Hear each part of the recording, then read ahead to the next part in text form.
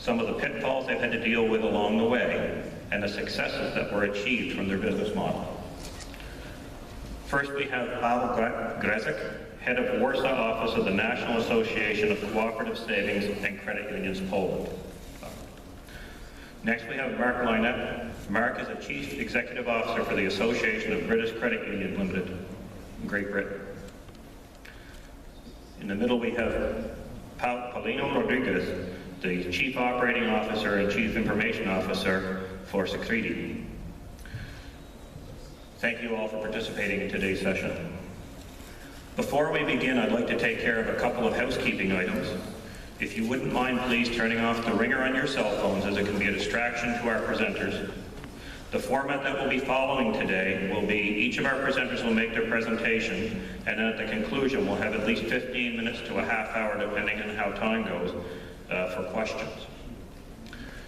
In the room, on a lot of the seats, you'll find evaluation forms provided for feedback for this session. We would appreciate, at the conclusion of our time today, please fill them out and leave them at the back of the room. Today our topic is about smart collaboration. This is a subject that's near and dear to my heart. My primary role in Canada, in addition to my duties as a board member of the Credit Union Central, is that I manage a small credit union on the East Coast. To put our size in perspective on a Canadian scale, I manage one of the smallest credit unions in the smallest province in the smallest system of our country. So you can imagine that the collaboration is near and dear to my heart. Our system is very well known for its collaborative nature. Our system represents the 4 Atlantic provinces. So there's 10 provinces and 3 territories. So we represent 4, but they're the 4 smaller ones. The amount of our system assets for the 4 provinces are $4.37 billion. Canada's total assets are $162.7 billion, so that's about 3%. Now here's where it gets interesting. Our total number of credit unions are 54 out of a total of 320 credit unions. So we have 17% of the number of credit unions with 3% of the assets. It's only been, in the past, it's only been possible to have such a large number of credit unions and a small asset base because of collaboration. There will be ongoing consolidation in our region. However, our remaining credit unions will still be considered small. What has allowed us to continue to be viable is our level of cooperation. In our region, we share a common brand, common loan origination and banking systems from a single provider, wealth management solutions done primarily through a region by one provider, continued shared service agreements among credit unions in the area of clearing, and expertise in commercial lending and HR. We also enjoy a supportive central who provides more than just the core product offering, providing expertise in training and development, marketing, commercial lending, and many other areas. Our system certainly lives the cooperative principle, cooperation among cooperatives. As stated in our session description, merger is not the only solution to efficiently compete and with challenges to small credit unions. Systems such as Brazil, Poland, and Great Britain have advanced collaborative culture, which help them reduce operating costs and achieve economies of scale in the areas of technology, back office services, and payment platforms. These initiatives allow the smaller credit unions to be competitive with larger financial service providers, allowing them to remain viable. I think we're going to start off by introducing Paulino Rodriguez. Now, for those of you whose mother tongue is Portuguese, let me apologize for what I'm about to do to your beautiful language as I announce the names of some of these of Paulino's educational background.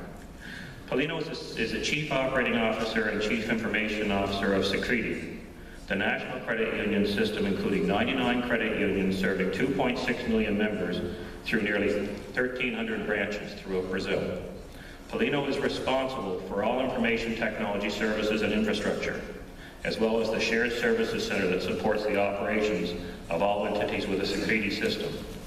Paulino joined Security in 2003, first serving as financial planning manager and then planning and administration officer. Between 2005 and 2009, he served as CFO for Tycon Technology Industrial. Rodriguez holds a Bachelor of Business Administration from Universidade Universidad Federal de Rio Grande, Getúlio Vargas. In 2004, he obtained his master's degree in applied economics from UFRGS. He's also an alumnus of the University of Chicago Booth School of Business Advanced Management Program. Paulino.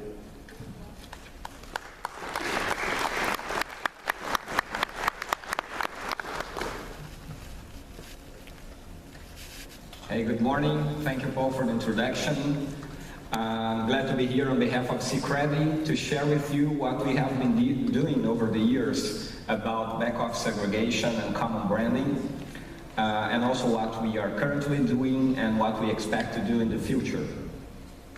To begin with, I think it's interesting to give you an overview of how the Secredi system is structured. Secredi currently has more than 2.7 million members, gathered in 101 credit unions, so those figures you just referred to are a little bit outdated. They change every day. These credit unions are aggregated in central cooperatives, each one of them taking care of specific geographies across the 11 states in Brazil where Secredi is present. Together, the credit unions and the central cooperatives control a holding company called Secredi Par, which in turn control what we call the third layer of companies within the system. Among these third layer companies, we have Confederation Secredi, which is the company responsible for providing all the IT services, infrastructure, as well as back office services to serve our credit unions and in the end, our members. Although all the credit unions are independent from a legal and an administrative standpoint, they operate under a common branding. They offer the same product portfolio to their members. They share the same omni-channel platform, something we have been talking about over the past 2 days. And in the end, they share a back-office infrastructure and an IT infrastructure to manage their operations on a daily basis. Well, but it didn't begin this easy. It took us time to get where we are today, and I have to tell you that we still have a lot of work to do in the future. So I'm going to tell you briefly the journey we've been through beginning in 2000 when Confederation Secredi was founded. We started with the basics. I mean, you don't have to have a Harvard MBA to acknowledge that it's cheaper and more efficient to have one data center instead of 100 data centers. So that's pretty much where we started at Secredi, building a common IT infrastructure, an IT platform, and also offering other commoditized, if you will, back-office services such as payroll and accounting. And one interesting fact is that in 2002, we were able to integrate all our credit unions. Until then, we had to send floppy disks. Does anybody know what a floppy disk is? We had to send floppy disks to the credit unions for them to update their systems. So if the member of one credit union went to a branch of another credit union, it would be impossible for them to have their balance in the computer. They had to call the other credit unions, check the balance before allowing, for instance, any withdrawal of cash. And then it was really important for us to get everything integrated. It was just 12 years ago, so it's amazing how things change fast. Today we have our operations running in the cloud. Who would think of a cloud back in 2002? And also in 2002, Brazil won the World Cup, beating Germany in the final. Come on. So things really change fast, and sometimes in ways we can't even imagine. But let's go back to back-office segregation. It's much more fun than soccer. This began to change in 2010. In 2010, we worked on doing a strategic planning for the 2011-2015 period. And then we realized that we weren't as efficient as we would have to be to remain competitive in the marketplace. So we started making huge investments in IT infrastructure, namely in a larger, more robust ERP system, ERP platform, and also on business process modeling and enterprise content management tools. This allowed us to, beginning in 2012, start migrating more complex or sensitive services, if you will, such as credit analysis, for example, or HR processes, from the head office of the credit unions to Confederation, our Apex organization. This is something we are halfway through. We currently have 55% of all the services and cooperatives migrated. Is something that we want to finish by the end of next year.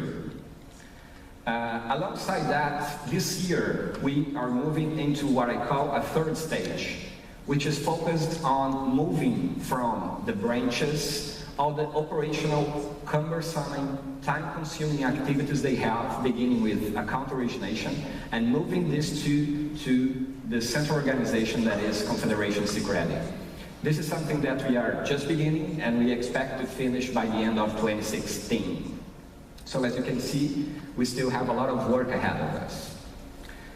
Now, I would like to share with you some results we have achieved in stage 2, because we just started measuring these results in stage 2. In stage 1, the basics, we didn't do that. It was pretty obvious the path we had to follow. The cost savings we achieved so far are of 45%, which by any comparison you make with other cases of shared services center is a pretty staggering figure. As I mentioned before, we are halfway through. We have migrated 55% of the service so far. And we measure the satisfaction of our customers, who are in this case the credit unions. And according to the last survey, it is of 82%, which is a very high level for shared services in general, and we are very proud of that. This year we received some recognition. The Shared Services and Outsourcing Network gave us an award in Brazil as the best new shared service center. There's a trick in here. We are not that new, as I showed you, but it was the first time we applied, so they let us apply as a new shared services. So it helped us get this award. This is important to say because don't expect other awards so soon. And now, but all this is being done not because we like it, because we fancy it, we find it funny to do. We have a bigger goal. As I mentioned to you before, back in 2010, we acknowledged that our efficiency ratio, and this is a well-known economic term in the financial industry, and it's from the category, the lower the better.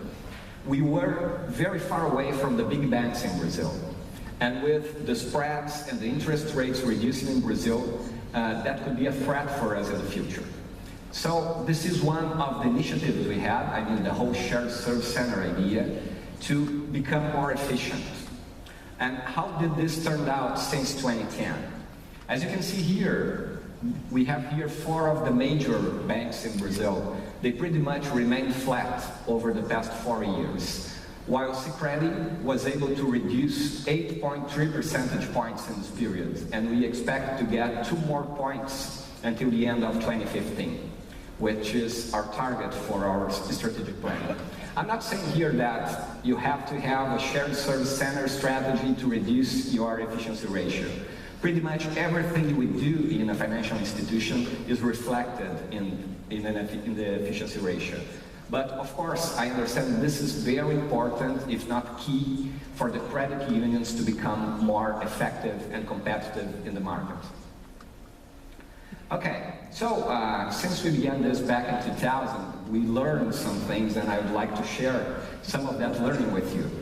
So I picked 4 things I believe are key success factors to a successful journey in this shared services strategy. The first one is automation. It's not enough to take the people you have in the credit unions and simply move them to a centralized area somewhere else. This is probably going to be more expensive. So you have to have a robust IT platform to support that. And as I mentioned before, back in 2010, we started investing in a new IT platform and ERP system, which we rolled out by 2012, and this was key for allowing us to offer in the cooperatives a much larger service catalog than we did before. The second one is quality. Quality tools, and above that, the whole quality philosophy. Things such as Lean, Six Sigma, and continuous improvement.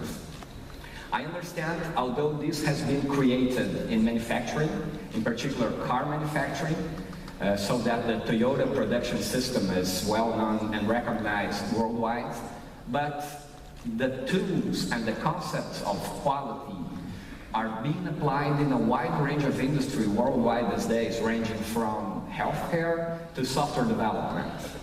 And why not to a shared service center? So we've been fostering this culture over the years, especially since 2012. We have almost 20 green belts, and we are forming black belts within Sicredi. And their goal is to always improve the process, automate more what we have, so we become more and more efficient over time and deliver this efficiency to our credit unions. The third aspect I'd like to mention, and sometimes people don't pay enough attention to this, you may have the right processes, the right services, a good IT, but you have to take care of change management. It's not like you are going to tell your credit unions what to do. They have to opt in. They can't be forced to that. They have to understand together with you that this is an important move for them. And this is something, I wouldn't say it's innovative, but something different we did in our shared service strategy. We offer the cooperatives a service catalog, and they can pick what they want and pay as they go. So they don't have to move the whole thing at once. We can do it step by step, discussing this with the credit unions. The second thing I think it's important in change management is to build together a business case. So we sit together with every one of the credit unions, we do the math and figure out how much it costs for the credit unions to perform those services before they are moved, and then we set a baseline to which we can compare against in the future. And then training, which is, I would say, pretty basic. And only after that, we do the migration itself. So change management is key for this to work, believe me. And to finish with, I would say something that is one of the core values of cooperativism at large, transparency. The credit unions have to know what they're paying for. Also, we adopted this pay-per-use strategy. So what you can see here is the service invoice each credit union gets every month.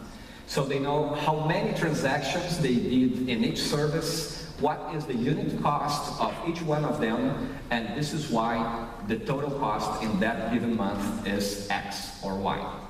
This has worked handsomely with the cooperatives because there's no discussion about, oh, is this too expensive? Is it? Oh, of course there is this discussion, but it's much more clear to everyone involved what the figures actually are. All right. So to wrap this up, I would like to step back a minute and take a broad perspective of what we are talking here about, the whole shared services concept. How ubiquitous, to use a word that has been said a lot here in the last couple of days, is this in the world at large, not only in financial institutions. So I have here a couple of figures I'd like to share with you about this. Back in 2004, a survey showed that 24% of executives worldwide thought shared services were strategic, wherever this means. The same survey, when done in 2011, showed that 89% of the executives thought this was strategic. Pretty much everybody, right? Adding to that, today, over 90% of mid to large companies in the world have some sort of a shared services strategy in place. Again, pretty much everyone. The point I'm trying to make here is that this is a well-established best practice in management in any industry, in any part of the world. It's not some cutting-edge innovation as other things we have been seeing here over the past couple of days. So the question is not if, it's how do we make this happen in a credit union environment. And to finish, another interesting fact is that what you do and why you have a shared service center are pretty much the very same principles underlying or underpinning the whole cooperativism at large.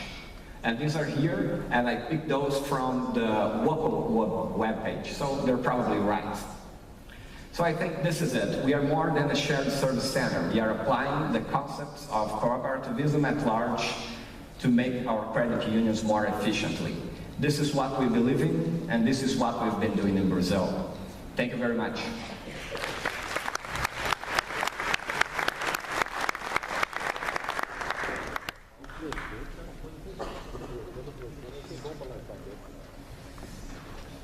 Thank you, Paulino. Our next subject matter expert is Paulo Gresic. Better the second time. Paulo is the director of the Warsaw office of the National Association of Cooperatives.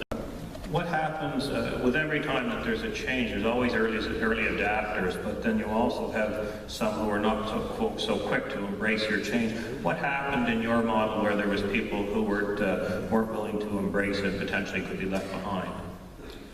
Yeah, I suppose it depends how you measure success. I mean, we're really proud that 80 credit unions out of 375 did put the hat into the ring and volunteer to create a shared model. I think intrinsically, credit unions in Britain and I think in other countries are often very risk averse, and I think that's no bad thing in many ways. But I fully expect if there's 40 credit unions, or whether it turns into 50 or whatever, that develop the common operating model, if that's successful, I think other people will follow. I really do, and I think it would be stupid at this point to go looking for more numbers until you've demonstrated, or those credit unions have demonstrated there's a successful way of working.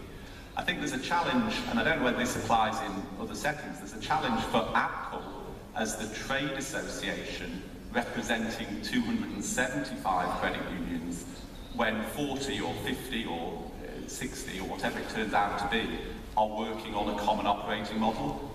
As a trade association, we will have to continue to demonstrate value to 275 and represent and advocate in all the ways a trade body do. So I think some of the challenge is the distinction between the trade body function and for us the shared service company, the CUSO, if you like, cornerstone. Thank you, Mark. I believe at this time what we'll do is we've arrived at the question and answer portion of our discussion. If any of you would have a question for our panel, I'd urge you to please approach a mic, state your name and where you're from, and to whom you're addressing each question.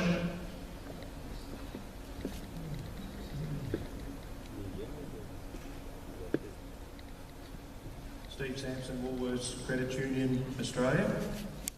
I enjoyed all three presentations, very interesting, very different. I have a question to Paulino. I was interested, and I'm not sure whether you can answer this briefly because it might be an extended answer that's required. The efficiency ratio, we work in Australia on an expense to income ratio. I'm just interested to know how that's calculated, if that can be explained at all. I think you're asking this because you thought our efficiency ratio is not that efficient in Brazil, right? Yeah, the thing is, Latin America in general, Brazil in particular, we calculate the same way, the cost-income ratio, just to make sure we agree on this. But we are really not that efficient in Brazil. You saw the big banks, and we are talking about major banks, including one European, which is Santander, which has a big operation in Brazil. We are still living on a world of high interest rates and high spreads. So this somehow allows us in the financial sector in Brazil to live with certain inefficiencies. But the thing is, this is not going to last forever, and we have to prepare for that. On the other hand, one important thing that allows in particular credit unions in Brazil to not to be as efficient as in other parts of the world is the fact that we don't pay taxes in Brazil, the credit unions. While the tax on banks in Brazil average 50% on their gains. So although we have a less effective efficiency ratio in Brazil, we have the same return on equity as the big banks, around 20%. I know most of you will think that's a sin, but that's the reality in Brazil. ROEs of 20%. Of course, this is not going to last forever, and we have to be ready for when times change and we have more civilized, if you will, interest rates and spreads in Brazil. Any further questions from the audience?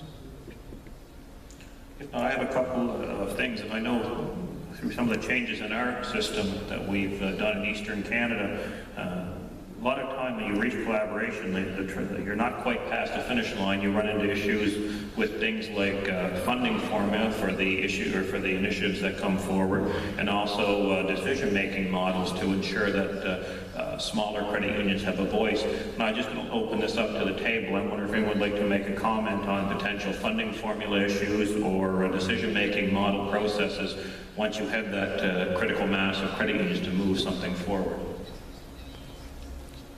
Yeah, I mean, we've got a small learning, but I would suggest it's something we learned from the Polish movement. When we were first thinking about this 3 or 4 years ago, we were asking Grzegorz and Pavel and colleagues, how do you get over the problem? Maybe on the regulations side, probably 2 parts to it. And I'm not sure what the regulations are in your respective countries, but in Australia, each the credit unions has to have an ADI licence to operate, to receive deposits. So in what you've set up there in your respective countries, does a credit union, each credit union, if they have to operate under a licence, do they still retain that licence? Or under this shared services, have they had to give up that licence to the central body, number one? And second part of the question is, from an autonomy point of view, does each of the credit unions still have their own board of directors and make a lot of those decisions, other than obviously where they go back to the central for the services? Okay. Right. Yes, in Brazil, each one of the credit unions have to have a license, as you appear to have here in Australia. The central bank regulates each and every one of them. So this is the case of Sicredi. Each one of our 101 credit unions has its own license. They have their own boards, their own presidents, so the whole legal structure necessary accordingly to the regulations. One interesting thing that I didn't mention in the presentation is that our Apex, or Confederation Sicredi, how we call it, is also cooperative. Only its members are the credit unions. So we are also regulated by the authorities, namely the central bank. So they go there, well, they do what central banks do. And this is how we are structured in Brazil. It's not much different in Poland, though. The central structure is a cooperative of cooperatives, as it is called in the law. Our members are credit unions, obviously. In terms of the group that I described, the statute group, the individual credit unions that formed the statute group, by forming of the group, they have not lost their legal status as individual cooperatives. We are cooperatives, and these 6 individual credit unions, they still have their own name, they still have their own statute, they still have their own boards. What unites them is the products, services, way of operation, economy of scale, as we discussed, efficiency, and so on and so forth. But they continue to be individual credit unions. And that's the same in the UK. There's no anticipation that any of that will change. Definitely separate legal entities, definitely separately regulated.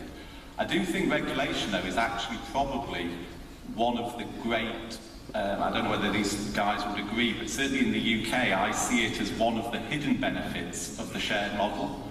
At the moment, we have an incredibly proportionate, comparatively easy to comply with regime for credit unions. At the top end, our top 5, our top 10 credit unions are just beginning to cope with things like conduct risk and being able to demonstrate and evidence, which is what UK firms must do now, that products are actually in the interest of your members or your consumers if you're a bank. Coping with that new level of regulatory compliance, to me, will actually bring home the value of collaboration, because individually we won't be able to afford the expertise for new product development and all of those things. Doing it together based around one common platform and set of processes will have a massive advantage in that space. So I think from our point of view it's a hidden benefit. Another question from the audience? Hi, I'm Crystal.